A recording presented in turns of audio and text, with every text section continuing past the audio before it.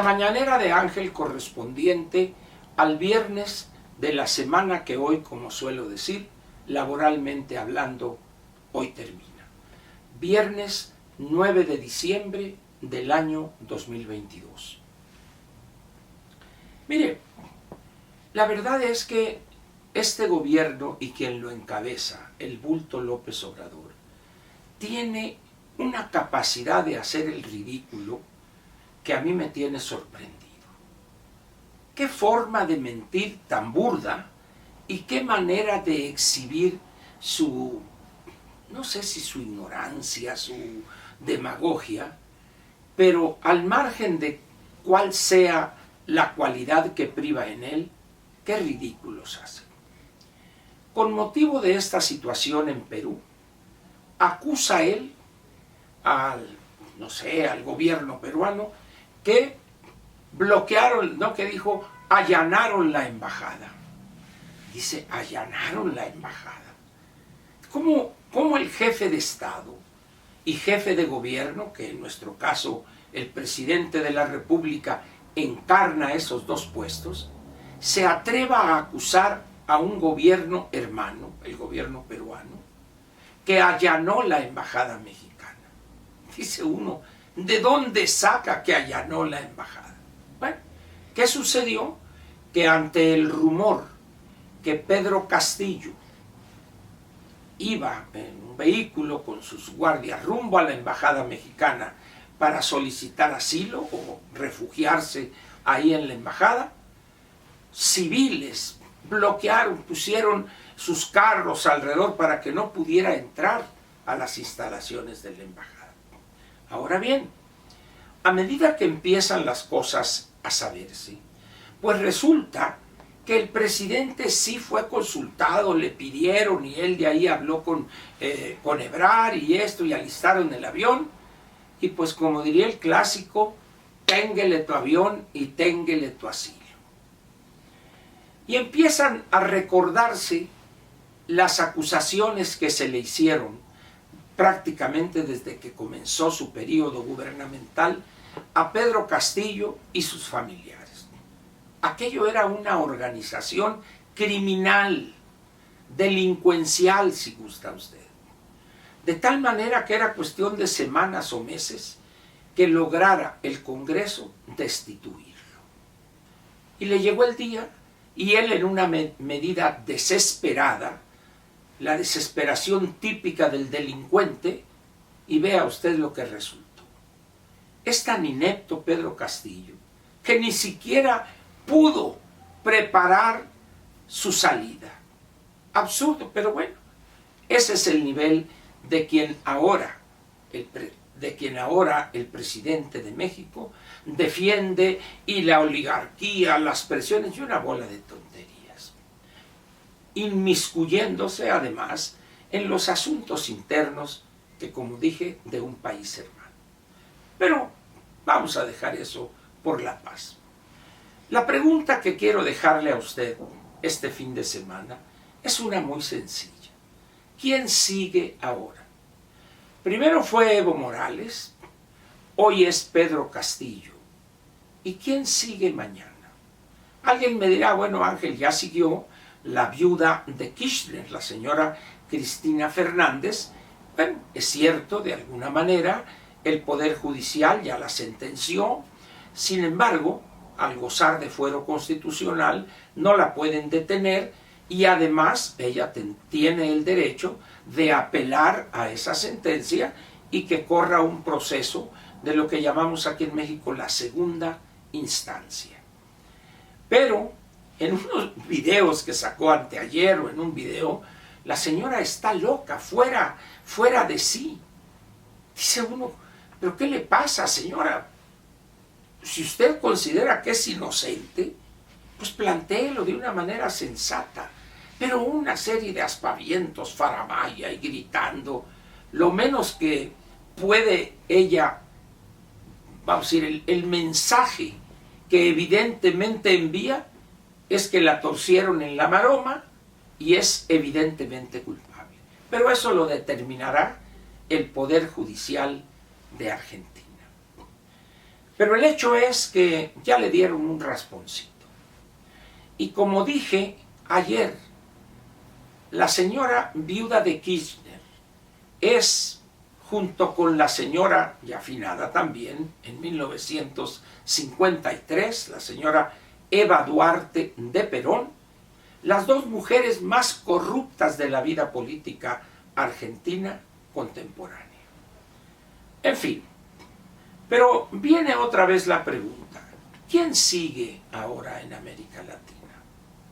¿Acaso será Daniel Ortega el favorecido con las protestas masivas de los ciudadanos y de la población nicaragüense y sea echado del poder junto con su poetisa esposa, la señora Rosa Murillo? ¿O acaso será este par de sátrapas cubanos, el actual presidente, el señor Díaz-Canel, y el hermano de Castro el mayor, Raúl Castro, Castro el menor? Es posible. Podrá ser quizá Nicolás Maduro también. Como ve, hay muchos candidatos a seguir el camino de Evo Morales y de Pedro Castillo. Alguien me decía cuando platicaba este tema hoy a la hora de la comida, pero Ángel, no te olvides que hay dos candidatos. ¿Cuáles? Le digo. Gustavo Petro en Colombia, que ya trae un desastre a escasos meses que tomó el poder. Y está el joven que se viste para una visita oficial a otro país como si fuera a un antro el viernes por la noche, el señor Boris. Como ve usted, hay muchos candidatos a correr la misma suerte de Evo Morales y de Pedro Castillo. Tal parece que el destino de América Latina es ese. No aguantar el éxito, el caso de Perú, por ejemplo, hasta hace poco tiempo, Perú era un país donde durante 10 años consecutivos creció más del 5% anual su Producto Interno Bruto. Y hoy vea usted el desastre que es ese país hermano. Grupos afines al expresidente Fujimori, encabezados por su hija, Keiko Fujimori, se encargan prácticamente de dinamitar cualquier cambio. Pero hay otra cosa, fíjese usted, hablando de Perú y su situación. Hace 30 años, en abril de 1992, Fujimori, el padre de Keiko, es el que casi con las mismas palabras disuelve el Congreso, se apropia o controla el Poder Judicial, convoca al constituyente para elaborar otra constitución, etcétera, etcétera. Pero hoy los dos están presos en la misma prisión. Fujimori, el expresidente de aquellos años, de hace 30 años, y Castillo, expresidente hoy del Perú. Vea usted cómo la historia nos juega esas pasadas. Muchas personas se han expresado en las redes sociales en torno a cuándo le llegará a López la suerte que corrió ayer y hoy Pedro Castillo. Yo veo difícil que pudiera sucederle lo mismo, pero creo que hay un elemento que sí sería el denominador común de Bolivia, Perú y posiblemente México. No descarto esa posibilidad. De seguir agravándose las cosas como van, es muy posible que el año 23, o no sé si ya en mera campaña por la presidencia, se den disturbios en México como consecuencia de la situación económico-financiera en el país y haya protestas masivas y al bulto se le ocurriere solicitar la presencia de las Fuerzas Armadas para disolver esas manifestaciones. En ese momento no tengo la menor duda, el Ejército Mexicano y la Marina Armada de México le dirían palabras más palabras menos, como sucedió en Bolivia y en Perú, señor presidente, nosotros obedecemos la Constitución y el que en todo caso debe irse es usted. Palabras más, palabras menos.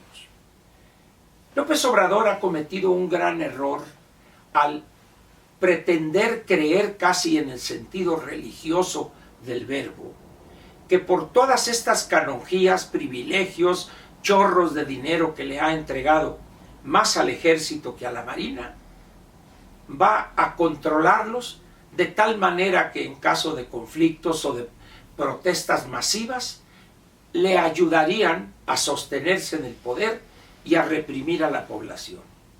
Una vez más, el bulto se equivocaría al pensar eso.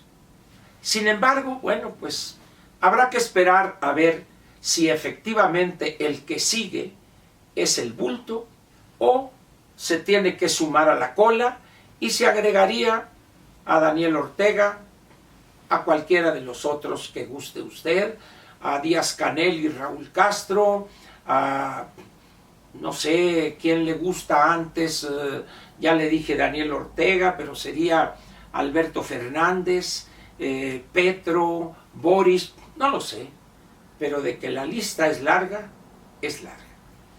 Piénsele usted y nos vemos aquí el lunes por la mañana para continuar en otra semana más este modesto ejercicio de comunicación.